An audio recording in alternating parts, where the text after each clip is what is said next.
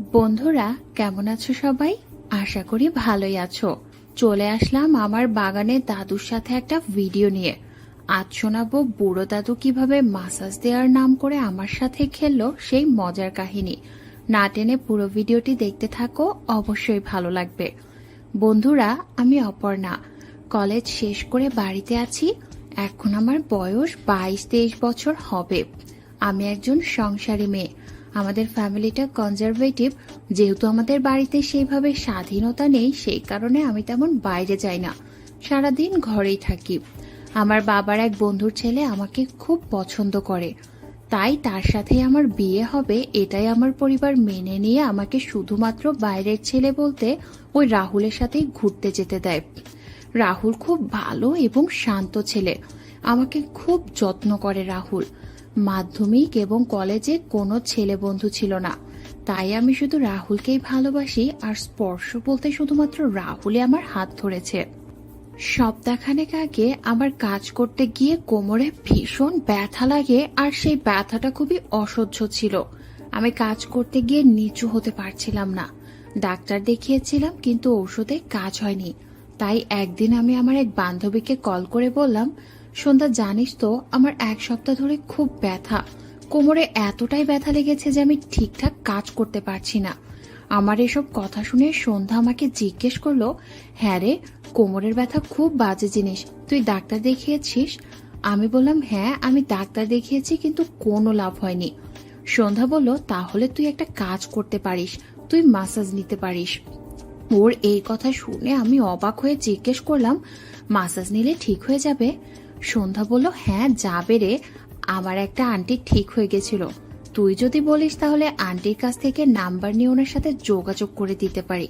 উনি বাড়িতে এসে খুব সুন্দর মাসাজ করে দিয়ে যান। আমি বললাম, ঠিক আছে, তুই ওই মহিলার ফোন নাম্বার আমাকে দে। সন্ধ্যা বলল, মহিলা? আমি কখন বললাম উনি মহিলা? উনি তো একটা ছেলে। ছেলে বলাও ভুল হবে, একজন বয়স্ক দাদু। আমি বললাম, মানে আমি একটা পরপুরুষ দিয়ে করাবো? সন্ধ্যা বলল, আরে পর দিয়ে করবি কেন, উনি তো বয়স্ক লোক, উনি খুব প্রফেশনাল, কোনো সমস্যা হবে না, বিশ্বাস কর। তবুও আমি বললাম, না রে থাক, আমি চাই না রাহুল ছাড়া আর কেউ হাত দিক। এবারেও বলল, ঠিক আছে, বুঝলাম বুঝলাম, আমি তো শুধু তোকে সাহায্য করার জন্য বললাম, মাসাজ করালে খুব তাড়াতাড়ি তুই ভালো হয়ে যেতি। আমি একটু ভেবে বললাম, আচ্ছা তুই ঠিক বলছিস তো, কোনো সমস্যা হবে না? সন্ধ্যা বলল, না রে পাগলি, কোনো সমস্যা হবে না। আমি ওনার থেকে অ্যাপয়েন্টমেন্ট নিয়ে তোদের বাড়িতে পাঠাবো ওনাকে। আমি বললাম, কিন্তু বাড়িতে তো মা থাকবে, আর মা যদি এসব জানতে পারে আমাকে আর আস্ত রাখবে না। তুই এক কাজ কর, শনিবারে ওই মাসাজের দাদুকে আমাদের বাড়িতে পাঠাব। ওই দিন মা বাড়িতে থাকবে না, সকাল থেকে রাত অবধি বাড়িটা শুধু আমার থাকবে। এ কথা শুনে সন্ধ্যা বলল, আচ্ছা তোর কি অন্য কোনো মতলব আছে নাকি? আমি বললাম, মানে কি মতলব থাকবে আমার? সন্ধ্যা এবার হেসে বলল, কিছুই না, ওই শুধু টিং টং আর থপাস থপাস। ওর এই কথা শুনে আমি সত্যি সত্যি লজ্জায় পড়ে গেলাম। তবু নিজেকে সামলে নিয়ে বললাম, সত্যি তোর অসভ্যতামি গেল না। উনি একজন বয়স্ক মানুষ, ওনার সাথে কি এসব করা ঠিক হবে? সন্ধ্যা বলল, তুই কি জানিস বয়স্ক লোকেরা বেশি করতে পারে? আমার তো শখ আছে বয়স্ক লোকের সাথে খেলার। তাও লোকটার বয়স যদি 60-এর বেশি হয় তাহলে আরো ভালো। সন্ধ্যার এমন দুষ্টুমি কথাবার্তা শুনে আমি বললাম, থাক তাহলে পাঠাতে হবে না, আমি ক্যান্সেল করে দিচ্ছি। সন্ধ্যা ন্যাকামো করে বলল, আরে মামুনি রাগ করে না, আমি তো এমনি এমনি বললাম। ঠিক আছে, আমি শনিবার ওনাকে পাঠাচ্ছি। এইভাবে প্রায় 2 দিন কেটে গেল। শনিবার সকালে ব্যাগ নিয়ে মা মাসির বাড়ি 2 দিনের জন্য চলে গেল।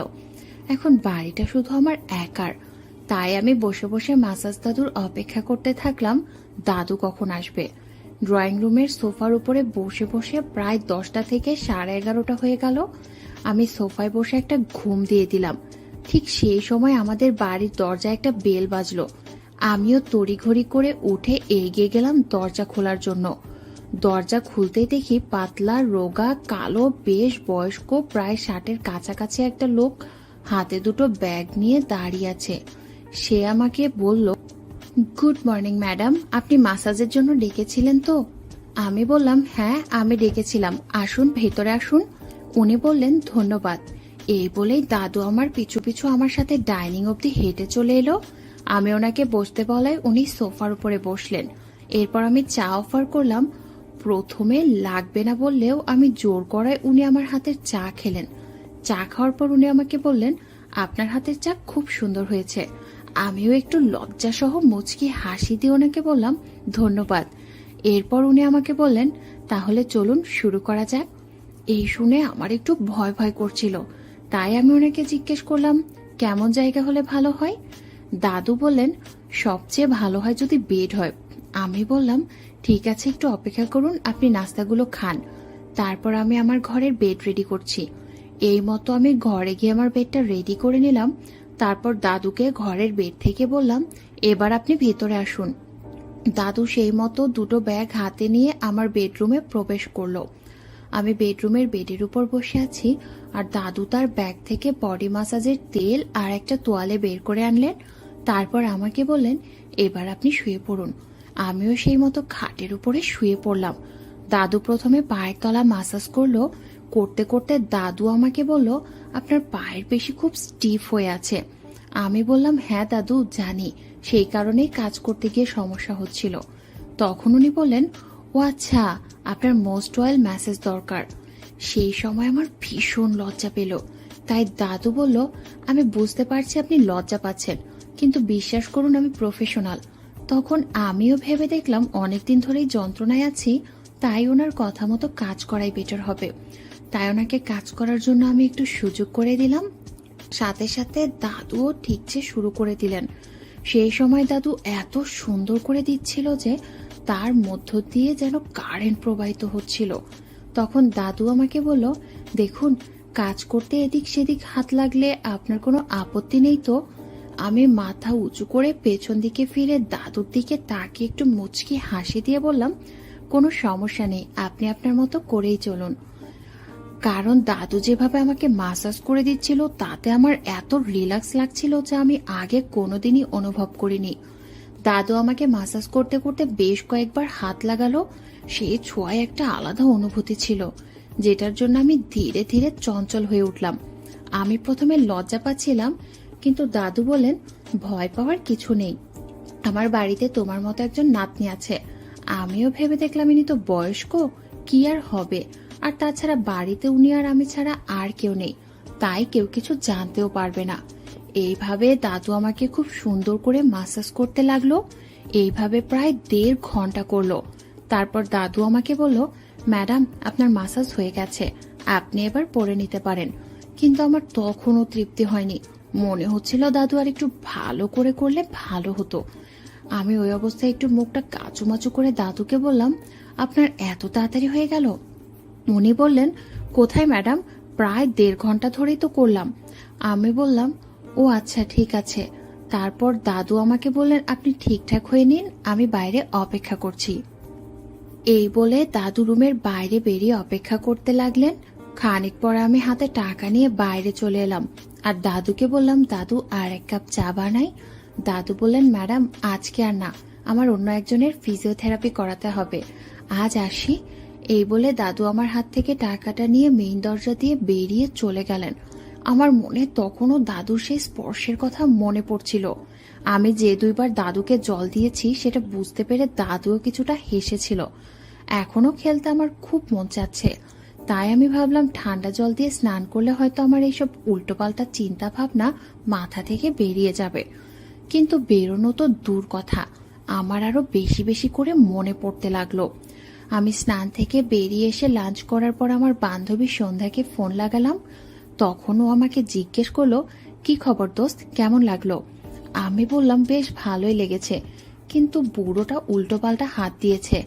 এই কথা শুনে সন্ধ্যা অবাক হয়ে আমাকে বলল, মানে কি করেছে বুড়োটা?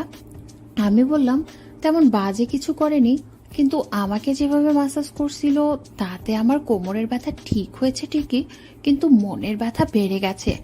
তখন সন্ধ্যা আমাকে বলল, কেন, কি হয়েছে একটু খুলে বলতো। তখন আমি ওকে সবকিছু খুলে বললাম। আমার কথা শুনেও আমাকে টিপ্পনি দিয়ে বলল, এবার বোঝ ঠেলা। আর হ্যাঁ, উনি কবে আসবেন? আমি বললাম, তেমন তো কিছু বলেনি নেক্সট কবে আসবে। সন্ধ্যা বলল, বয়স হয়ে গেছে তো তাই ভুলে গেছে, মাসাজ তোকে 2 দিন করাতে হবে। আমার পিসি 2য় দিন করার পরে অনেক ফুরফুরে এবং আনন্দময়ী হয়ে উঠেছিল। উনি মাঝে মাঝেই দাদুকে ডেকে মাসাজ করিয়ে নেন। তখন আমি বললাম, ঠিক আছে, তাহলে তুই কালকেই দাদুকে আসতে বল।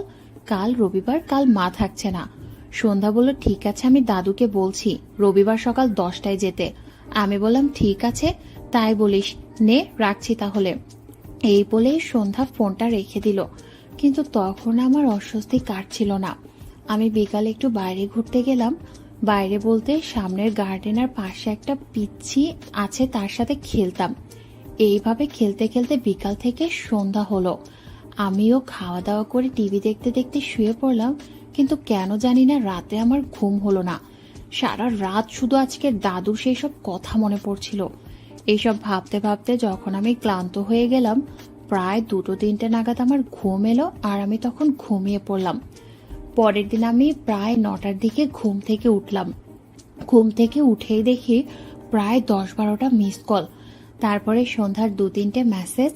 তাতে লেখা ছিল, দাদু হয়তো একটু তাড়াতাড়ি আসবে, তুই তৈরি থাকিস। আমি কিন্তু দাদুর সাথে ফুল প্যাকেজের জন্য অ্যাপয়েন্টমেন্ট নিয়ে নিয়েছি। দাদু 10টা সাড়ে 10টার মধ্যে তোর বাড়িতে পৌঁছে যাবে, সেই মতো তৈরি থাকিস।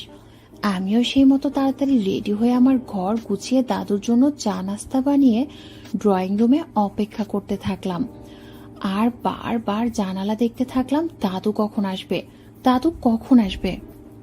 10টা বেজে গেল, দাদু আসে না। আমার মনের ভেতর কেমন একটা খারাপ লাগা শুরু হলো। 10:30 বেজে গেল, তাও দাদু আসে না। সেই সময় আমার ভীষণ খারাপ লাগছিল, যা আমি মুখের ভাষার মাধ্যমে বোঝাতে পারবো না। 11টা বেজে গেল, দাদু তাও আসার নাম নেই। আমি সত্যি এবার কান্না করে ফেলবো। আমি কেমন যেন একটু কাঁদো কাঁদো হয়ে গেলাম। চোখ লাল আর চোখ দিয়ে জল বেরিয়ে এলো। ঠিক সেই সময় আমি দূর থেকে দাদুর মাথা দেখতে পেলাম। সেই কালো চিকন চেহারা, মাথায় টাক আর সাদা চুল। দাদুকে দূর থেকে দেখে আমি কেমন যেন রাগ করে কেঁদে ফেললাম। কিন্তু তাড়াতাড়ি নিজেকে সামলে চোখ মুছে নিজেকে ঠিক করে নিলাম। আমি দোতলা থেকে নিচে এসে দরজা খুলে হাসি মুখে দাদুকে ভেতরে আসার জন্য আহ্বান জানালাম। দাদু আমার আহ্বান দেখে খুশি হয়ে আমার দিকে একটা উষ্ণ হাসি দিয়ে জিজ্ঞাসা করলো, এখন কোমরের ব্যথা একটু কমেছে তো? আমি খুশির স্বরে বললাম, হ্যাঁ, অনেকটাই কমে গেছে। এই নিন, চা নিন। এরপর দাদু আর আমি চা খেতে খেতে অনেক রকমের গল্প করলাম। দাদু আমাকে বলল, আপনার বান্ধবী সন্ধ্যা আপনার জন্য ফুল প্যাকেজ অর্ডার দিয়েছে। আমি বললাম, হ্যাঁ, আমি ওকে অর্ডার দিতে বলেছিলাম। আমার এই কোমরের ব্যথা যত তাড়াতাড়ি সেরে যায় ততই আমার জন্য ভালো।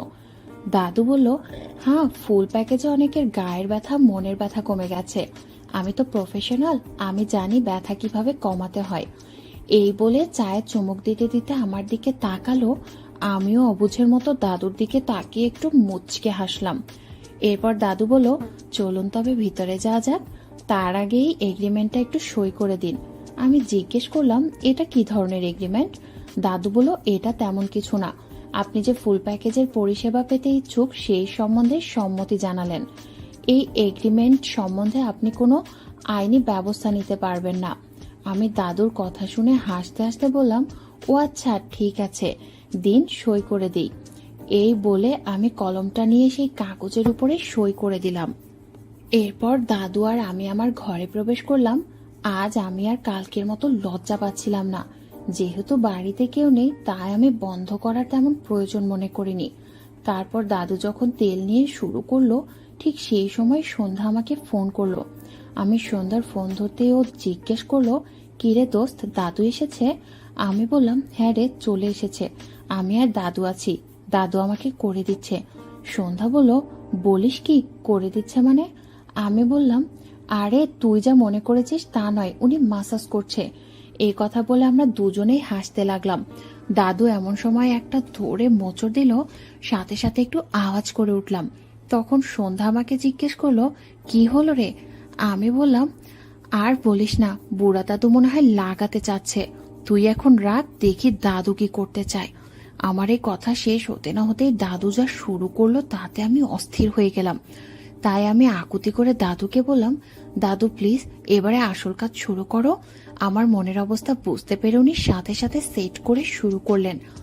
আমি প্রায় চিৎকার করে উঠলাম। আমি বুঝতেই পারিনি মেশিনটা তো বড় হতে পারে। তবে এই 2 মিনিটের চেষ্টা আমি নিতে পারলাম। তারপর থেকে আমি শুধু মজা পেতে লাগলাম। উনি থপাস থপাস করে মারতে লাগলো।